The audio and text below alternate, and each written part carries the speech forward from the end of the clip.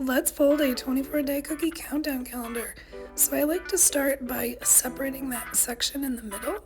It's perforated, so you can easily slide your finger down the middle and get those two sides separated.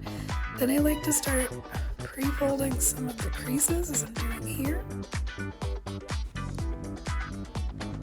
And then I like to pop up the box. So starting along the long edge, push the sides of the boxes in the opposite direction of the way that they're folded, just to start to pop that box up.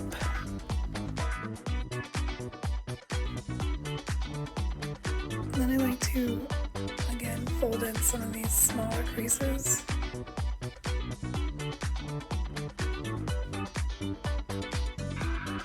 Fold those two little tabs down, get that edge ready. And then I like to grab a tray.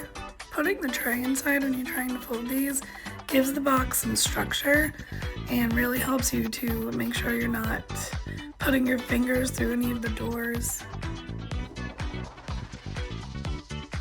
Next, I like to fold in the middle section there. So again, pinch that edge really good. You have the tray in there so you can use that for some leverage and make sure your thumbs don't go through the doors.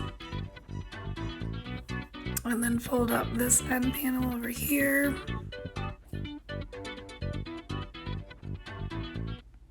It's a little bit smaller and a little tricky, but once you get the hang of it, it goes pretty quickly.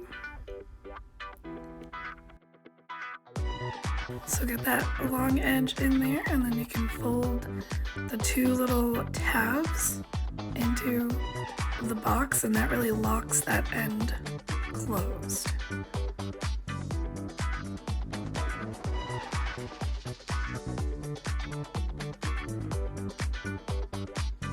Next, we'll put the tray in on the other side and do a very similar process where we fold in the middle and then the outside edge.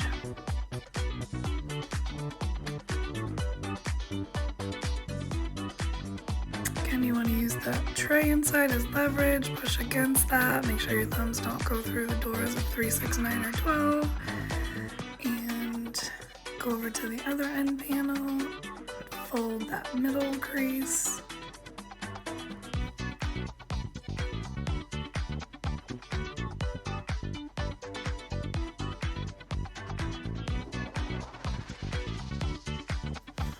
See, I'm taking my time here and just really making sure that I get that end panel tucked in underneath the tray in there without creasing that end panel.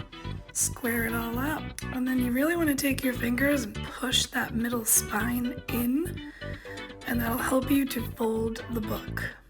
Press down against the table just to fold that spine, and then tuck the big tab in, and you have a folded 24-day calendar.